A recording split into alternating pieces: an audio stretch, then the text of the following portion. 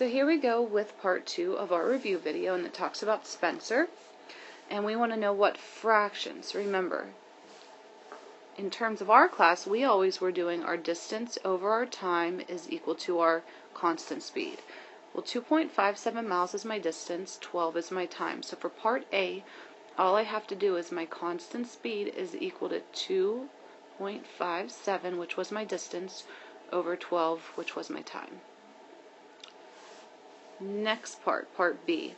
Now they want me to also write a fraction, but they're telling me my distance is y and my time is 35 minutes. So for that fraction, I would do C is equal, my distance is in terms of y, over 35 minutes was my time. For part C, they basically want me to put my proportions together and solve. So I would have 2.57 over 12 is equal to y over 35. Once you have your proportions set equal to each other, all you do is cross multiply and solve. So I would have 35 times 2.57, and I'm going to set it equal to 12y. Well, 35 multiplied by 2.57 would give us roughly 89.95. It's equal to 12y. And then I'm going to divide both sides by 12. So roughly we would get about 7.5 miles, because they want you to round it to the nearest tenths place. And lastly, for part D, they want you to set it up as an equation. So anytime they want you to use the equation, remember you always start with your given fraction, which was 2.57 over 12, and always set it equal to y over x, because they want us to use y for distance and, excuse me, not y over x, y for distance and t for time. And they want us to solve it in terms of y, because that's what was stated first. How many miles? So if we cross multiply and solve, I would have 2.57t is equal to 12y. If I divide both sides by 12, I would get roughly 0.2t equals y. So that's what your equation would look like. I estimated this decimal, by the way. You might have left it in fraction form. You could have also had, and I'll write it up here, 2.57 over 12t equals y. Same thing. So remember, you can leave it in fraction form or divide the fraction and get the decimal. So for this problem, it says Luigi can walk 6 miles, so that's my distance, and my time is 85 minutes. And they want me to write an equation. So I'm going to start with my given fraction, which was distance over time, so 6 over 85, and they want us to find it with miles in terms of y and x in minutes. So I'm going to set it equal to y over x. Remember, my distances are in my numerator, my times are in my denominator. And as always, you're going to cross multiply. So I would have 6x equals 85y. And since they said how many miles wide, that's what you are solving for. Whatever they state first is what you're solving for. So I would divide both sides by 85 to get y by itself. And 6 divided by 85 is roughly 0.07x is equal to y, so that's one equation you could have. Or technically, you could leave it in fraction form, and if you left it in fraction form, you would have 6 over 85x equals y. Any one of these equations would work. So for here, we have to use our equation, which remember our equation was either 6 over 85x equals y, or you could use the decimal form of it, which was 0.07x equals y. I'm, for today, going to use this equation. If you solve this using the decimal, your y values might be a tad different. But that's okay, just as long as you're close to mine, that's all that really matters. So remember, all this involves is plugging and chugging. So I would have 6 over 85 times 10 equals y. If I plug that in my calculator, I roughly would have 0.7. Then 6 over 85 times 20 equals y. Roughly 1.4. 6 over 85 times 30 equals y. Roughly 2.1. And if you keep on doing this, if you multiply your fraction by 40, you would get 2.8. Or if you multiply it by 50, you would get 3.5. But remember, these answers here can vary if you use the fraction form of the equation or the decimal form of the equation. But you should have roughly what I have. Same thing here. So what area in square feet can he mow in 18 minutes? So remember, we always put something over time, something over time. So my given fraction is right here, 52 over 5, because this was my area and this was my time. I want to know what area, so I'm going to put A over the time given is 18, and I'm going to cross multiply and solve. So then I would have 5A is equal to 18 times 52. So I have 5A equals 18 times 52 is 936. I would divide both sides by 5. So in this case, my area is roughly 187.2 square feet. Now lastly, down here they want us to write the equation. So remember, you always start with your given information. So I would do 52 over 5, my area over my time, and they want me to use the variable y for area and t for time. So y over t. As always, cross multiply. So I would have 52t is equal to 5y. We want to solve for y, so I'm going to divide everything by 5. So in this case, 52 divided by 5 would be 10.4 t equals y, or if you left it in fraction form, 52 over 5 t equals y. Either one of these would work, the decimal or the fraction. So with this problem, they tell me 2/3 gallons per minute, and they want me to write my equation. So 2/3 is actually your constant rate. So remember, all of these, we were always doing constant rate equals something over something. So in this case, I'm going to do 2/3 is equal to W is one variable they want us to use, and T is the other. So I'm going to put W over time, because here you can see it clearly states gallons per minute. So water per time. Once I do that, I am going to cross multiply. So I have 2T is equal to 3W. I want to get W by itself, because it says to show the amount of water W, that's what's stated first. So I would divide both sides by 3. So my equation would be 2/3 T equals W, or a decimal approximation would be 0.6 T is equal to W. So how much water has leaked after 2 hours? Remember, the first thing you must do is convert hours to minutes, because you can see up here the problem dealt with minutes. So I know that there are 60 minutes in 1 hour. So in 2 hours, there are 120 minutes. So that's all I'm going to do. Plug this value into either one of these equations. So if I do that, I would have 2/3 times 120 is equal to W. And 2/3 times 120 would give us 80. So 80 is equal to W. So my answer would be roughly 80 gallons of water would be leaked out in 2 hours. Here's another one of those problems that we have to write an equation.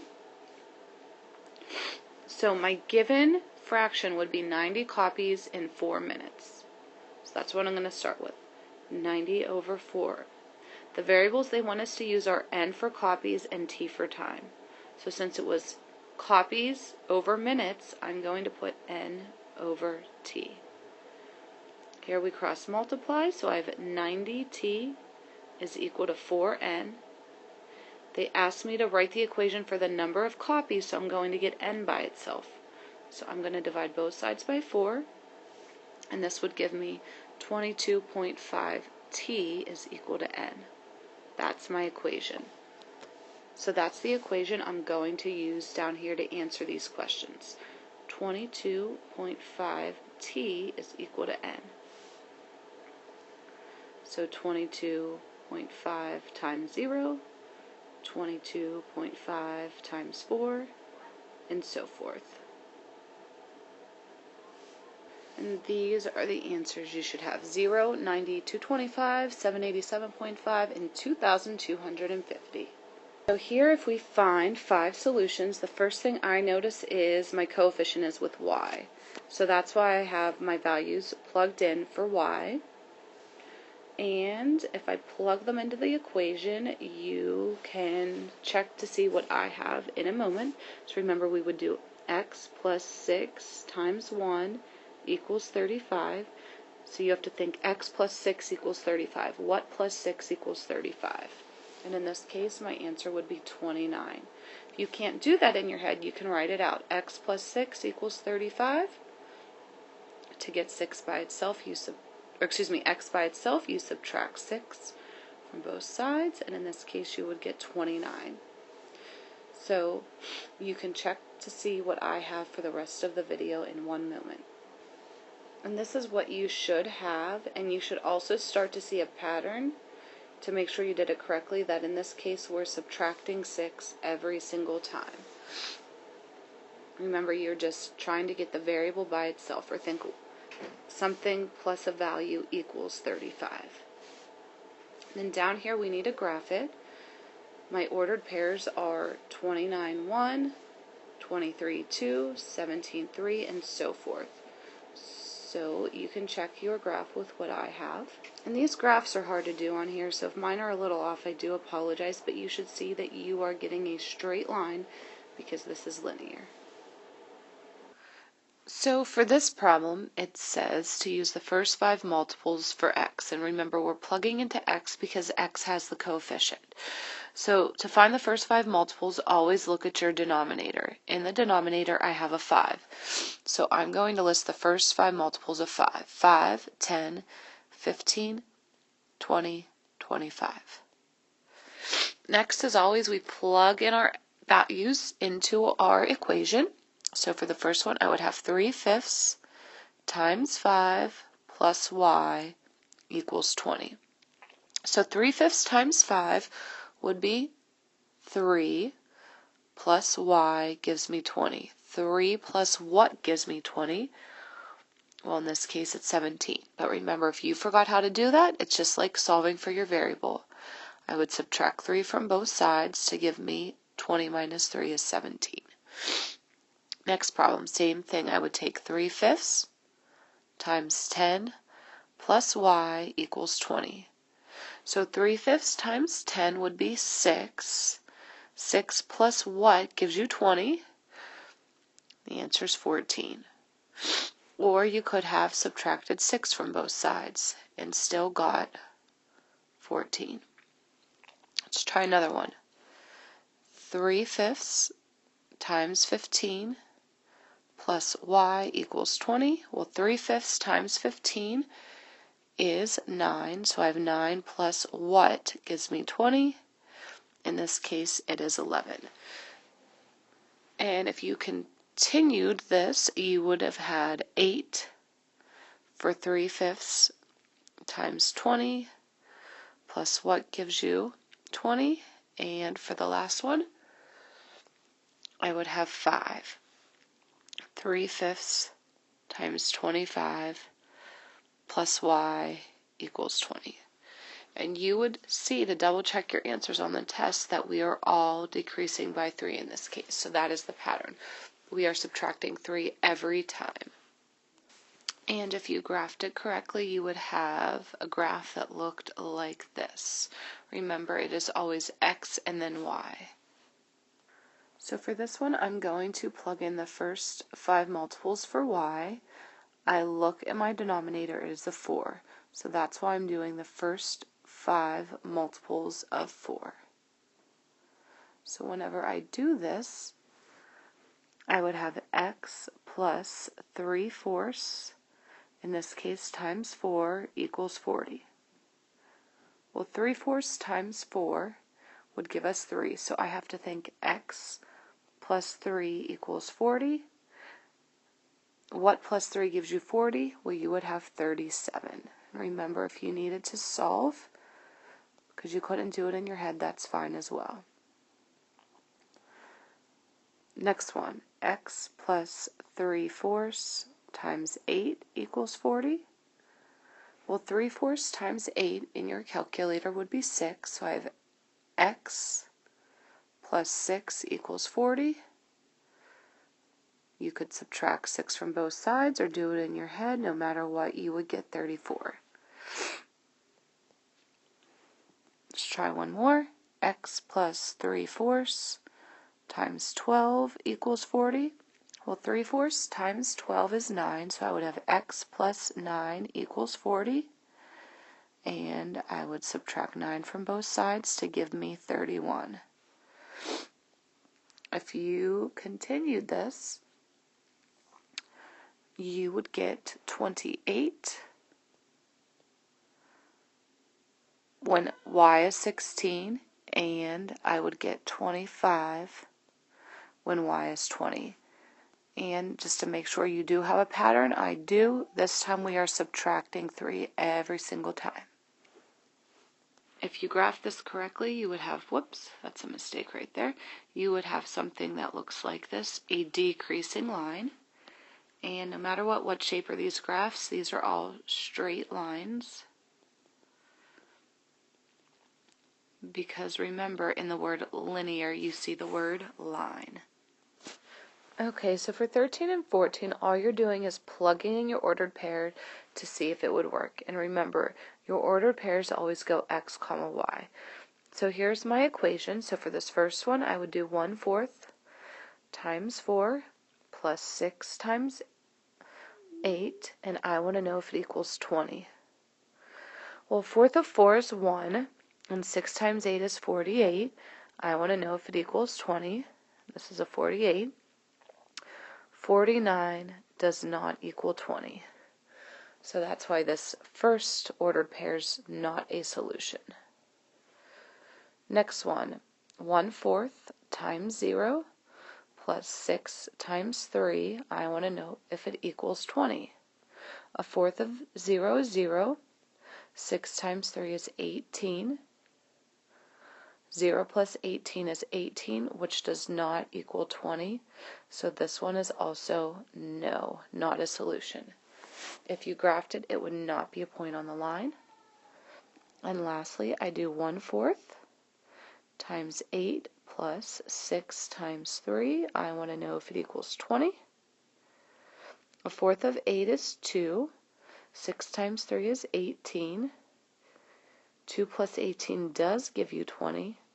Since both sides are the same number and they are equal, yes, this one is the solution. You're going to do the same thing for 14, except now we just have a different equation. So I would do 3 times my x value of 0 minus 5 times 10 is equal to -9. So I have 0 minus 50. Does that equal -9? No, because -50 does not equal -9. So the first one is a no. Next one, 3 times 2 minus 5 times 3. I want to know if it equals -9. Well, 3 times 2 is 6. 5 times 3 is 15. Does it equal -9? 6 minus 15 is -9. Since both sides are equal, yes, this one is a solution. And you still need to check the last one, so I would do 3 times my x value of -2 minus 5 times my y value of 4.